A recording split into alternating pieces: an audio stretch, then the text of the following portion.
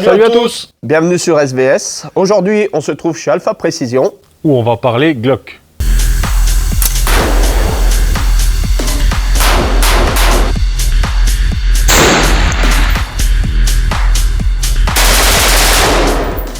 Alors Fabrice, aujourd'hui je t'apporte mon vieux Glock 17 fileté. Qu'est-ce que tu peux en faire de ça? On va pouvoir faire pas mal de choses. Alors, ça s'adresse surtout aux possesseurs de Glock génération 3 et génération 4. Sur les générations 5, nous n'avons pas développé de pièces et peu de pièces sont compatibles avec cette génération. Toutefois, on arrive à faire des choses assez sympathiques avec la Glock. On a développé quand même pas mal d'accessoires à l'époque où il y en avait encore très peu. Donc concrètement, ce qu'on peut en faire, je pense qu'on est au maximum de la préparation sur ce produit. Donc il y a deux types de prestations qu'on peut proposer. Soit le montage de pièces préparées, effectivement, qui permettent d'améliorer significativement l'arme, ou carrément l'usinage sur les pièces en elles-mêmes de ton arme. Alors, ça se résume à quoi? Ça se résume simplement à la modification de culasse. On peut faire différentes découpes au niveau des stries sur la culasse. On peut ajourer la culasse pour pouvoir voir le canon, alléger un petit peu tout ça. Et la chose la plus intéressante selon moi, c'est l'intégration d'un point rouge. Alors nous, on aime bien intégrer la marque Shield parce qu'elle est extrêmement résistante sur les culasses, elle résiste dans le temps. Alors, comment on fait ça? Tout simplement, on vient usiner la culasse avec, il n'y a pas de plaque d'adaptation, c'est directement l'empreinte du point rouge en question qui va être usinée sur nos centres d'usinage numérique dans votre culasse. Alors, on peut monter différents types de produits, on a une panel assez large. Donc du Dr. Sight, on peut monter du Trigicol RMR, on peut monter de l'Acro T1, on peut monter... on en a monté déjà beaucoup, donc on a les programmes existants pour pas mal de modèles. Quel est l'avantage d'usiner plutôt que d'avoir un Glock MOS directement?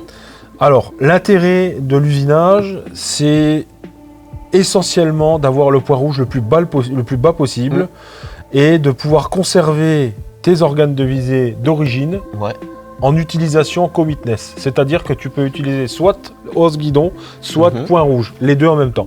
Donc en cas de panne, tu as toujours un organe de sécurité de secours, ou alors si tu veux tirer avec tes organes de visée sur des cibles à très courte distance en IPSC, comme on peut des fois voir à moins d'un mètre, on peut utiliser les deux. Voilà. Niveau accessoires, qu'est-ce que tu peux nous proposer?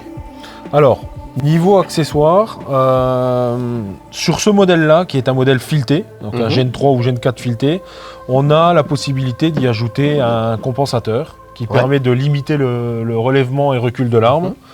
On peut également proposer un magwell qui permet d'avoir une prise en main bien meilleure avec sa dimension supérieure en dessous, qui cale bien la main et qui facilite pour le TSV aussi l'introduction de chargeur. Grâce à ces gros chanfreins en dessous, ça permet d'avoir une introduction qui est quand même bien plus facile. On a aussi une pièce qui est assez prisée, c'est la détente. Donc on a la détente qui marche plutôt pas mal. On arrive à descendre jusqu'à des poids de départ 1,4 kg facilement, en conservant toujours les organes de sécurité, les sécurités internes du Glock. Donc ça, c'était quelque chose d'assez important.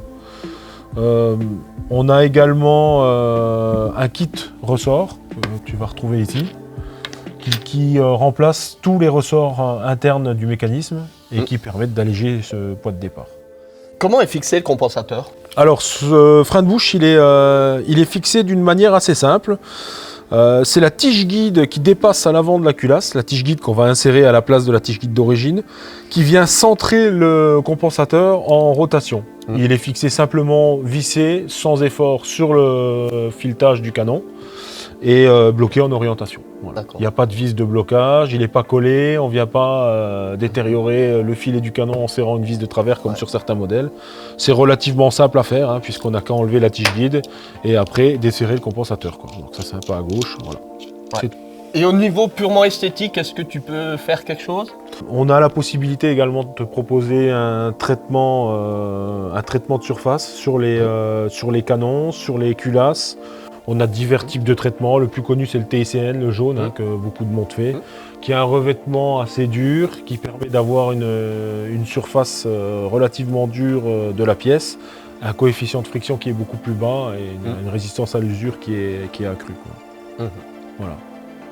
Voilà un petit peu ce qu'on peut proposer sur un Glock de ces générations-là, donc 3 et 4, je le rappelle. Donc on propose également en préparation des talons de chargeur, donc qui permettent d'augmenter la capacité des chargeurs d'origine. Alors ça, c'est un modèle plus 11 qui est destiné aux tireurs IPSC qui ont une dérogation spécifique, parce que je vous rappelle que c'est maximum 20 coups dans un chargeur, sauf pour les tireurs TSV de la catégorie Open, ce qui est le cas de cette arme-là. Nous avons des talons de chargeur 3 plus 3 coups, donc qui ramènent le chargeur à sa capacité maximale autorisée par la législation, c'est-à-dire 20 coups. Voilà. Après, nous proposons bien entendu toutes les pièces détachées d'origine de tous les Glock, et tous les Glock sont en vente chez nous sans aucun problème. Je vous propose donc, si vous le souhaitez, d'aller essayer cette arme, voir un petit peu les améliorations apportées au niveau du tir.